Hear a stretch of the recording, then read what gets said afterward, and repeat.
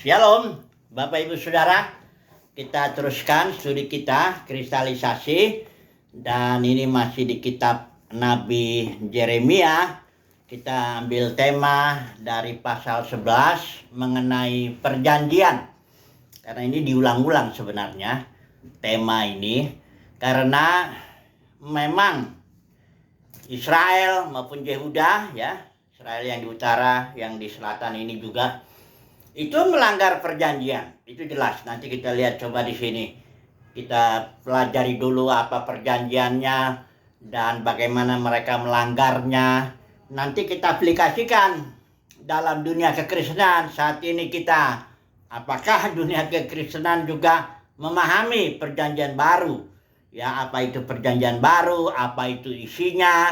Sifat dasarnya seperti apa? Apakah dunia kekristenan mentaatinya dan sebagainya. Kita coba melihat dulu ya.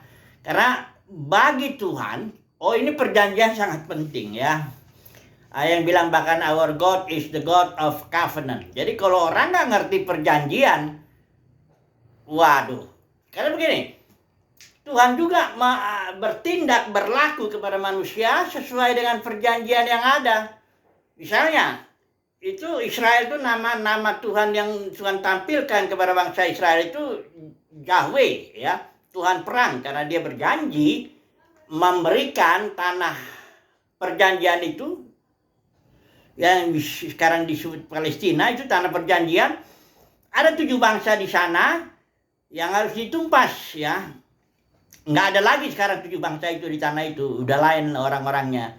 Nah, itu sesuai perjanjian. Nah, dari istilah Yahweh ini sambung lagi ada Jehovah Jireh yang mencukupi, Jehovah Nisi, Panji-Panji, Jehovah Shalom, damai sejahtera, Jehovah.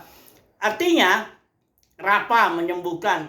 Kalau bangsa Israel datang kepada Tuhan, kepada Yahweh, dan menyentuh supaya mengingatkan, kata-kata begitu, mengingatkan Yahweh akan janjinya, akan perjanjiannya, itu dengan mudah mendapatkan. Contohnya Jehovah Rafa. Orang Israel itu kalau minta kesembuhan tidaklah seperti kalau kita lihat Yesus, ya. Karena Yesus itu sebenarnya hanya diutus kepada bangsa Israel. Jadi waktu ada perempuan Syro-Fenisia, itu kasus, ya, di mana perempuan ini kata anaknya kerasukan, ya, sakit lah, ya. Nah, itu perempuan ini minta, ini orang Yunani ya, ke Syro-Fenisia. Itu dia minta kesembuhan dari Yesus. Teriak-teriak dia. Ya, sementara Yesus dengan murid-muridnya jalan. Yesus gak peduli. Didiamin aja sampai murid-muridnya bilang tuh, usirlah itu. Dia teriak-teriak mengikuti terus kita dari belakang. Terus Yesus bilang, aku diutus hanya untuk orang Israel. Artinya gak ada perjanjian antara Yahweh dengan bangsa lain, itu nggak ada. Walaupun dalam isi perjanjiannya itu nanti Israel akan jadi berkat bagi bangsa-bangsa lain. Tapi ya Yahweh tidak mengadakan perjanjian, ya, dengan bangsa-bangsa lain, ya. Yesus bukan Jehovah Rafa bagi perempuan itu. Sehingga perempuan itu mendesak. Bahkan Yesus bilang, nggak layak kalau roti yang untuk anak-anak, maksudnya untuk orang Israel. Akulah roti hidup atau roti jasmani juga bisa itu kan. Aku datang ini itu orang Israel aja dan yang nggak layak lah, ya, dikasih kepada, malah Yesus bilang anjing, ya. Karena itulah kenyataannya. Karena nggak ada perjanjian, ya. Biarlah anak-anak kenyang dulu. Nah, kan ada juga begitu kan. Nah, kalau udah ini Israel kenyang ya baru boleh, ya. Karena memang tujuan panggilan Tuhan juga pada bangsa Israel kan salah satu jadi berkat, jadi berkati, jadi berkat. Tapi tetap karena tidak ada perjanjian, begitu susahnya perempuan Syro-Fenisia ini untuk meminta kesembuhan anaknya. Karena dia keras, dia dan imannya, ternyata apa? Begitu Yesus bilang nggak layak itu membuang makan roti diberikan kepada anjing. Ini perempuan nggak tersinggung, ya. Dia justru dengan ya Tuhan, kan anjing itu juga makan dari remah-remah yang dibuang jatuh di meja anak-anak katanya. Waduh, Yesus bilang ini kalau itu imanmu besar, ya. Yang pertama engkau keras, iman yang besar itu menentukan ya dia keras dia meminta, berteriak, dan dia bisa menjawab itu, ya, bahwa remah-remah itu, dan memang itulah dia perjanjian itu kan. Akhirnya Yesus bilang, ya udah, karena perkataanmu sembuh anakmu. Tapi kan kita melihat begitu susah dia. Tapi coba lihat orang Israel yang minta, bahkan ada suaranya ini, apa engkau mau menyembuhkan aku, kusta itu, aku mau katanya. Dan susah-susah lah kalau orang Israel minta kesembuhan. Karena apa? Karena perjanjiannya Jehovah Rafa menyembuhkan, ya. Jehovah Jireh juga mencukupkan. Coba lihat orang yang 5.000 orang itu. Apakah mereka teriak-teriak sama Tuhan Yesus minta roti? Enggak. Tapi Yesus yang tahu, ini mereka perlu roti, ya. Mereka perlu makan, dan Yesus langsung bikin mujizat tanpa diminta, tanpa ada seorang pun yang berteriak, tolonglah Tuhan, kami sudah lapar ini, sudah 3 hari mengikuti Engkau. Enggak ada yang meminta. Karena Tuhan kita Tuhan perjanjian. Jadi kalau orang datang mendekati, siapapun yang mendekati sesama, namanya juga, kalau saya contohkan kalau presiden lah, kayak kita misalnya, atau bos lah, nggak usah itu. Kalau ditanya begitu mau ketemu bos, datang satu kantor, ditanya dulu lah, udah janji belum? Kalau nggak ada janji ya tunggu aja, bos lagi rapat katanya. Itu tunggu bisa seharian, nanti bisa datang. Setelah nunggu seharian baru udah dikasih kabar. Sekretarisnya bilang, bos sudah nggak bisa ditemui hari ini. Ya karena nggak ada janji. Jadi janji itu jangan, itu bukan perkara ringan janji itu. Mari kita lihat dulu ya pasal 11 ini ya. Bagaimana perjanjiannya, isinya apa? Kita perjanjian lama nggak usah dulu kita baca itu perjanjian lama kan di Keluaran 19 ya. Baca sendiri aja di Keluaran 19:20. Jadi orang Israel yang keluar dari Mesir itu Tuhan bawa ke Gunung Sinai untuk mengadakan perjanjian di situ, ya. Dan sebelum perjanjian memang Tuhan bikin dulu mujizat yang luar biasa, 10 mujizat di Mesir apa semuanya, baru dibawa ke sini. Nah, dalam Keluaran 19 ada 3 poin dalam perjanjian itu, ya. Dengan catatan dengar suara Tuhan, ya. Dibilang yang pertama, kau akan menjadi bangsa umat kesayangan Tuhan, ya. Ada banyak suku bangsa di muka bumi ini. Nah, Israel menjadi umat kesayangannya. Yang kedua, aku akan menjadi bangsa yang kudus. Kudus itu artinya dipisahkan semata-mata untuk maksudku, tujuanku, tujuan misi dan visi Tuhan lah atas bumi ini akan dikerjakan melalui Israel, ya. Kudus, dikuduskan Israel itu. Kemudian, engkau akan menjadi imam-imam dan raja-raja. Artinya engkau jadi kepala, ya, raja, ya. Bangsa-bangsa lain ekornya. Engkau menjadi imam. Imam itu artinya engkau akan bawa, jadi berkat, ya, perantara, ya. Engkau akan bawa Yahweh kepada bangsa-bangsa dan bawa bangsa-bangsa kepada Yahweh supaya didamaikan. Nah, dengan catatan supaya harus mendengar. Dengarkanlah suaraku, ya. Kalau nggak usah kita baca dulu itu, ya. Nanti karena ini diulang-ulang di sini. Atau kita baca aja lah, ya, supaya lebih ini. Bahwa kalau nggak mendengarkan, nggak jadi perjanjian. Karena perjanjian ini bersyarat lah, katakan seperti itu, ya. Keluaran 19, coba dulu kita lihat, ya. Keluaran 19, ya. Ayat 5. Dan sekarang jika kamu sungguh-sungguh mau mendengarkan suaraku, itu dulu. Kalau mau benar-benar, ya.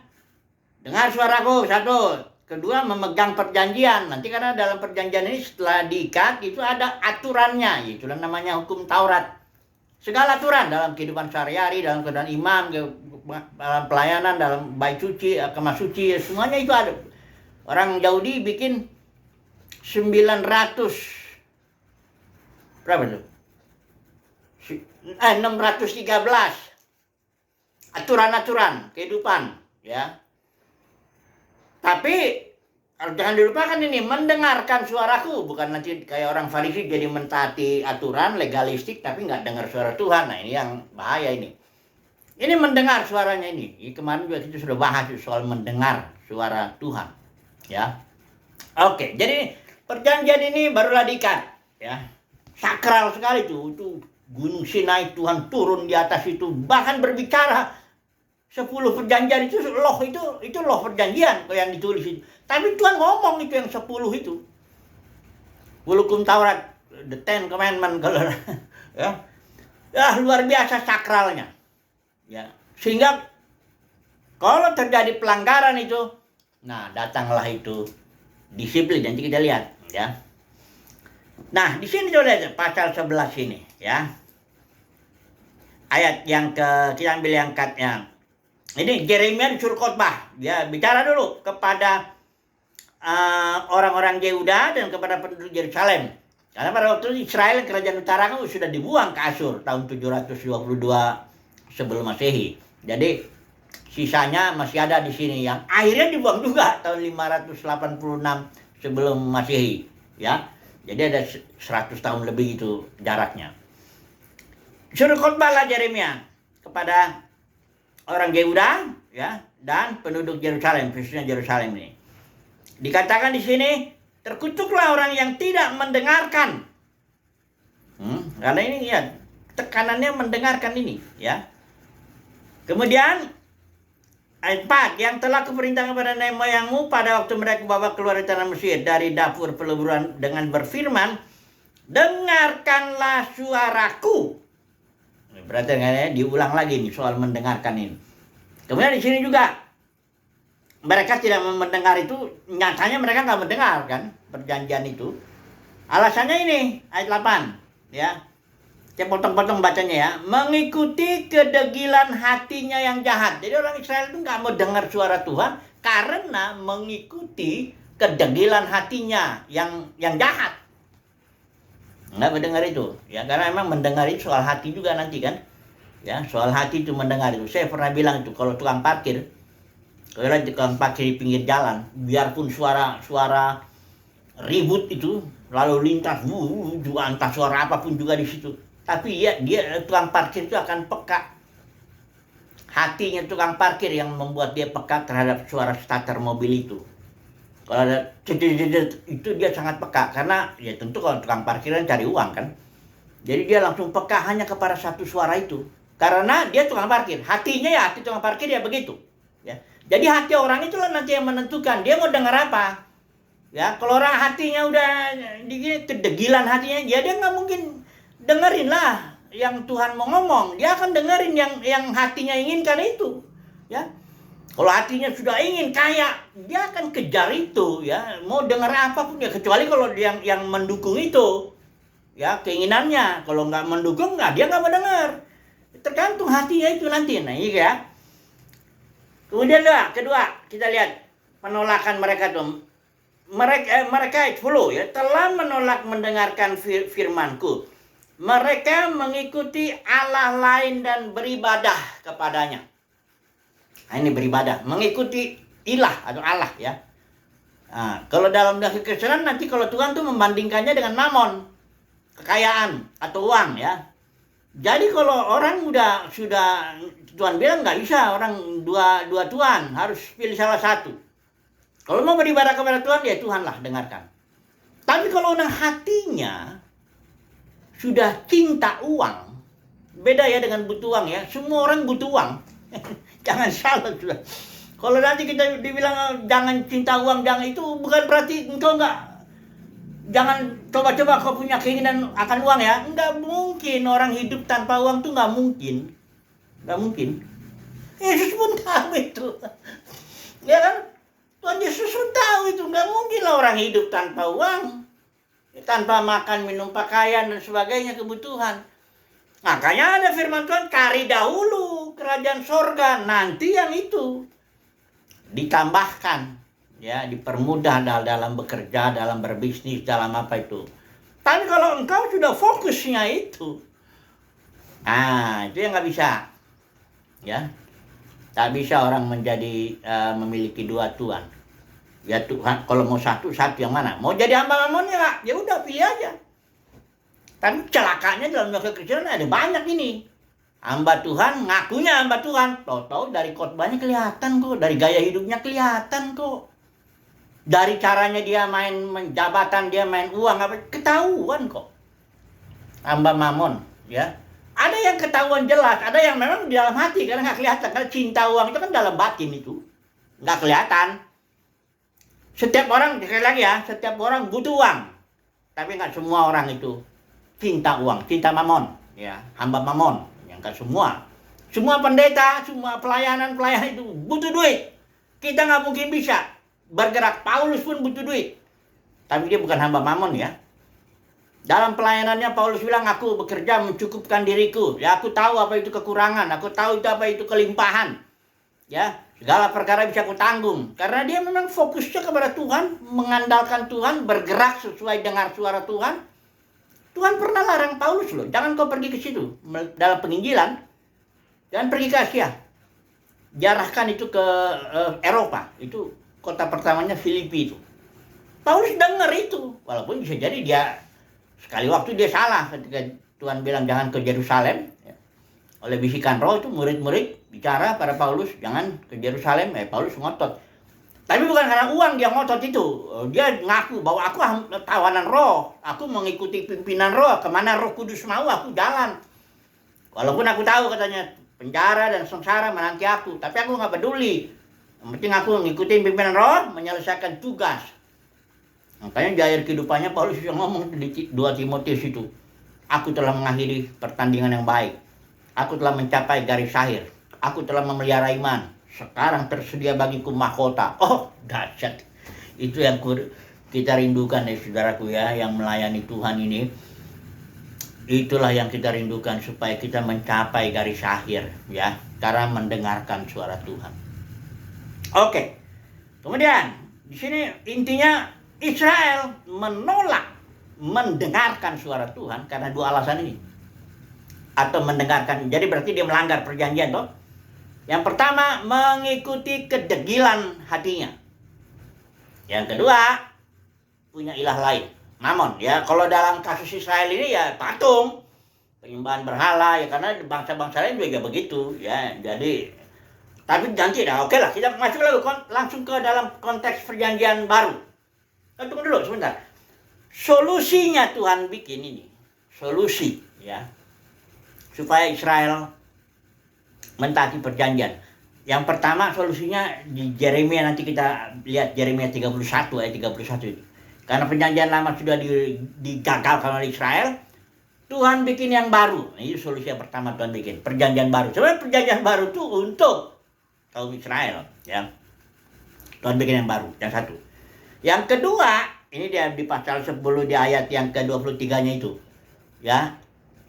Ini yang mendapat kasih karunia di sini. Perhatikan nih ayat 23. Yeremia bilang begini, aku tahu ya Tuhan bahwa manusia tidak berkuasa untuk menentukan jalannya.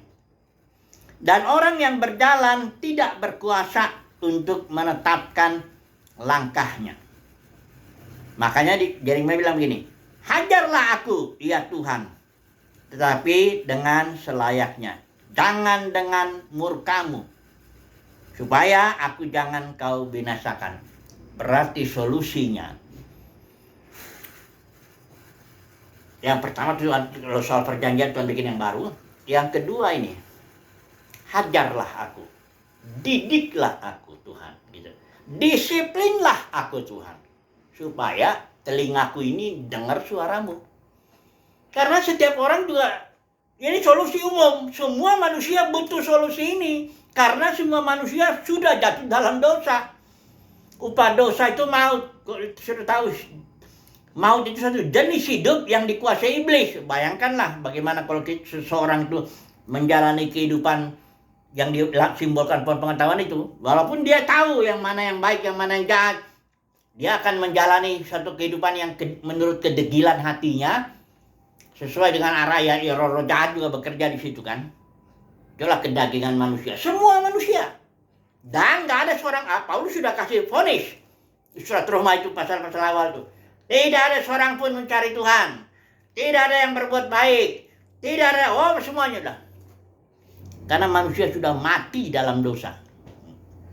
Jadi jangan bilang lagi, kalau diberkati itu berarti lewat masalah, nggak ada disiplin. Nah itu. Setiap khotbah yang bilang bahwa kita karena kasih karunia Tuhan, karena anugerah Tuhan, engkau diberkati dan sebagainya, dan tidak menyinggung itu ada bahwa manusia itu perlu diremukkan, didisiplin supaya dengar suara Tuhan. Kalau dia menyingkirkan yang ini, itu Injil palsu itu. Injil yang sejati itu, kabar baik yang sejati itu memang Tuhan mengasihi kita. Memang Tuhan memberikan kasih karunia-Nya kepada kita. Tapi ingat, ketika datang pilihan Tuhan itu, ketika datang kasih karunia Tuhan itu, maka kasih karunia akan meremukkan, mendisiplin kita.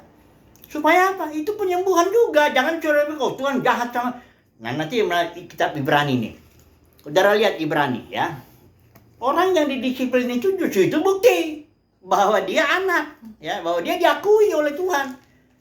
Jadi kalau ada khotbah-khotbah bilang pokoknya ikut Tuhan tuh, lancar jalanmu, kau nggak mengalami masalah apapun ya. Nggak ada itu kekurangan, kemiskinan, penyakit, atau masalah rumah tangga, semua nggak ada. Bereslah, semua sudah ditanggung oleh Yesus. Itulah palsu itu, itulah Injil palsu itu.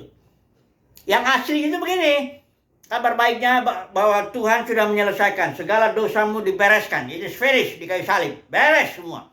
Ya, engkau tidak perlu menanggung dosamu. Tapi karena engkau harus tahu bahwa dirimu itu, kondisinya itu sudahlah mati dalam dosa. Memang dosanya sudah ditanggung, semua sudah ditanggung, tapi engkau perlu dididik, didisiplin, dihajar supaya dipulihkan. Kalau engkau nggak dihajar, nah ini, perhatikan dulu Ibrani itu, pasal yang ke-12 itu ya. Perhatikan itu. Di sini dibilang, lihat dulu, perhatikan dulu apa. Ini Ibrani konteksnya mendengarkan suara Tuhan ini. Dari pasal 1 sampai pasal 10 itu bicara, karena penyakit orang Ibrani lamban dalam mendengarkan suara Tuhan. Ini Ibrani orang Kristen yang mau kembali kepada aturan-aturan Yudaisme. Ya, di sini Paulus menjelaskan bahwa Yesus itu lebih baik daripada perjanjian baru, lebih baik dari perjanjian lama. Intinya begitulah, ya. Yesus dibandingkan dengan Musa, dibandingkan juga dengan Imam Harun sebagai imam besar dan sebagainya.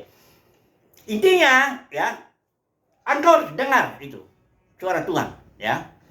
Dan pasal 11 itu karena Paulus bilang orang iman itu timbul karena mendengar firman Tuhan. Makanya pasal 11 bicara soal iman. Barulah 12-13 itu praktisnya, gimana caranya supaya engkau mau dengar suara Tuhan itu. Caranya pasal 12 ini, engkau mesti didisiplin, mesti dihajar. Malah dibilang nih, jika kamu mana ya? Sebab berapa ini? Terlalu panjang kalau kita baca sampai 11 ini ya. Sampai 13 malah, 1 sampai 13. Saya mau baca intinya begini. Hajaran itu, didikan itu bukti bahwa engkau anak, ya. Ini ayat 8 aja saya bacanya. Namun jika kamu tanpa didikan, ini pasal 12 ayat 8 ini saya pakai ILT ya.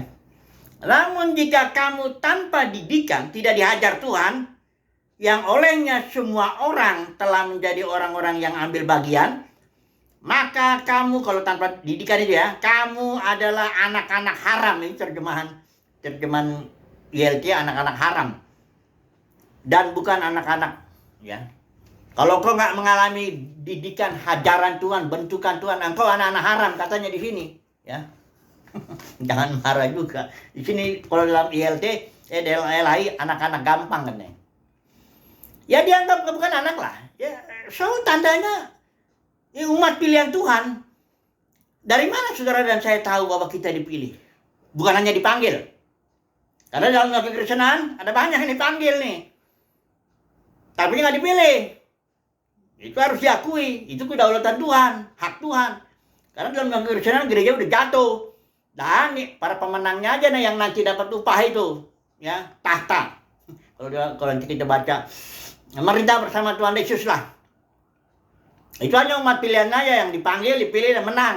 Itu Wahyu pasal 17. Ya, gereja udah jatuh. Sudah lihat di Wahyu pasal 2 pasal 3 itu gereja udah jatuh dan Tuhan panggil para pemenang. Siapa para pemenangnya? Orang-orang yang nggak ngambil bagian tentu dalam kejatuhan gereja itu. Ajaran Jebel, Bileam, Nikolaus lah. Nah, itu saya udah banyak ngomong itu. Orang-orang itu tapi orang-orang sederhana, tapi mendapatkan kasih karunia untuk dipilih. Untuk dipanggil, oke. Tapi juga untuk dipilih dan mendapat kasih karunia untuk setia. Karena butuh setia juga. Nah, semuanya ini kasih karunia betul, tapi kalau enggak didisiplin enggak bisa, ya.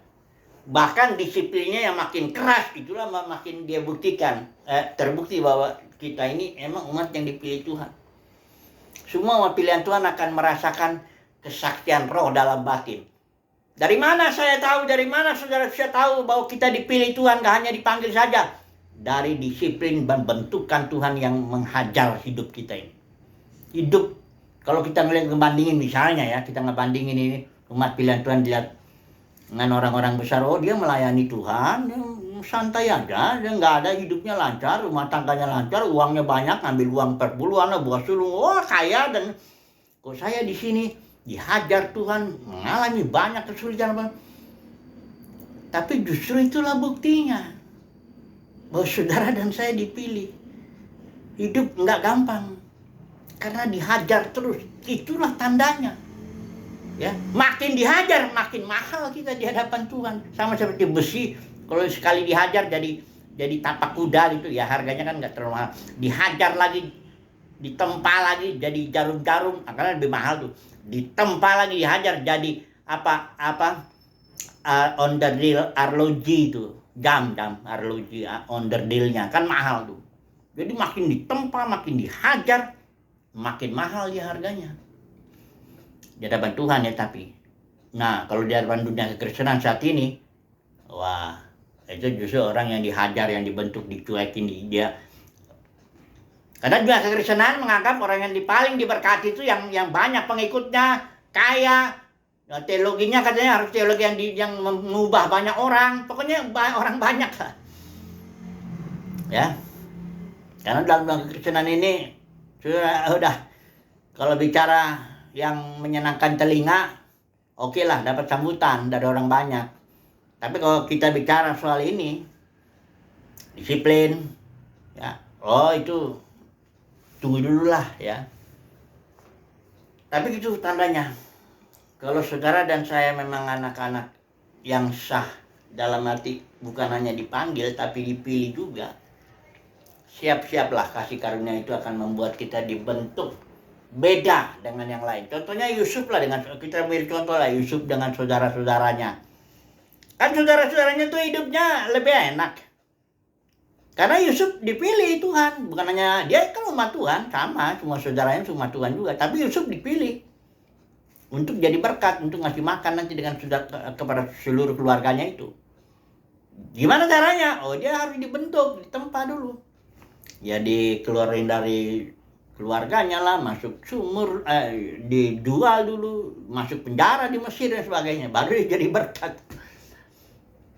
Kita juga begitu, umat pilihan Tuhan dibentuk, diproses supaya jadi berkat nanti kepada saudara-saudara aja, pada orang banyak, bahkan kepada semua manusia. Jadi perjanjian baru, nah ini nggak sempat lagi kita baca. Pokoknya perjanjian baru kita sudah tahu lah, perjanjian baru itu sesuatu yang lahiriah, ya. Hukum Taurat dimasukkan dalam batin, Christ in you. Karena dalam Kolose 2:17 itu segala yang dalam perjanjian lama sebagai simbol ini, kalau diterapkan dalam konteks perjanjian baru, dia menjadi Kristus dalam batin itu.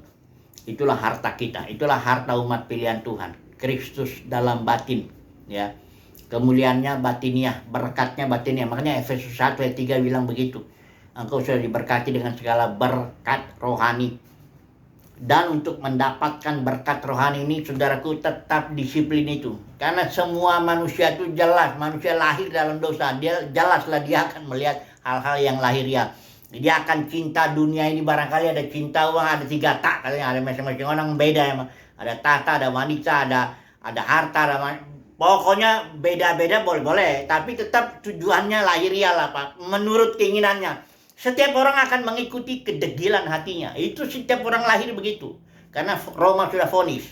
Tak ada seorang pun yang mencari Tuhan. Kalaupun ada kelihatan orang cari beragama, enggak ada. Alkitab sudah bilang, tidak ada orang yang mencari Tuhan. Nah, semuanya ngikutin kedegilan hatinya. Nah, kalau kita dipilih Tuhan, bukan hanya dipanggil tapi dipilih, maka kita ditempa, dihajar sedemikian, dibentuk ya, seperti Bapa mendisiplin anak, dibentuk, dihajar sampai kita mendengar suara Tuhan, mendengar suara perjanjian. Bagaimana umat pilihan Tuhan ini yang mendengar suara Tuhan? Dia akan mendengar hal-hal yang batiniah. Umat pilihan Tuhan yang udah ditempa ya, dihajar, dididik, dia akan fokus kepada Christ in you, ya, yang adalah pengharapannya nanti akan kemuliaan nanti.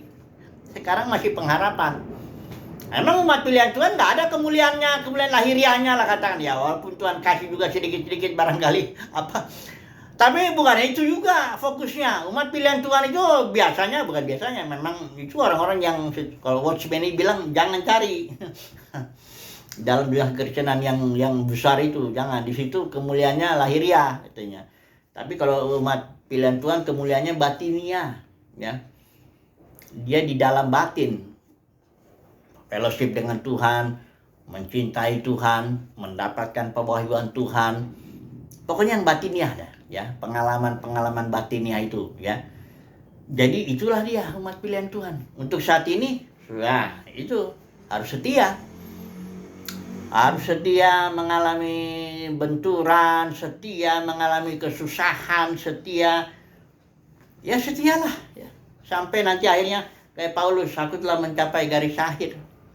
Tapi semuanya kasih karunia ya, semuanya kasih karunia. Hanya ketika kasih karunia itu datang, kita akan diremukkan, didisiplin supaya mendengar suara Tuhan, supaya fokus kepada perkara-perkara batinnya. Dan bukan berarti nggak peduli soal makan minum pakaian, nggak peduli soal urusan luaran, nggak peduli kalau bapak nggak peduli ngurusin anak, bukan begitu. Tapi artinya fokus hidupnya, ya. Karena kerajaan surga bukan soal makan minum pakaian, bukan soal itu. Kerajaan surga soal yang kebenaran, damai sejahtera, sukacita oleh Roh Kudus. Jadi soal batinnya. Oke lah, puji Tuhan, haleluya, amin.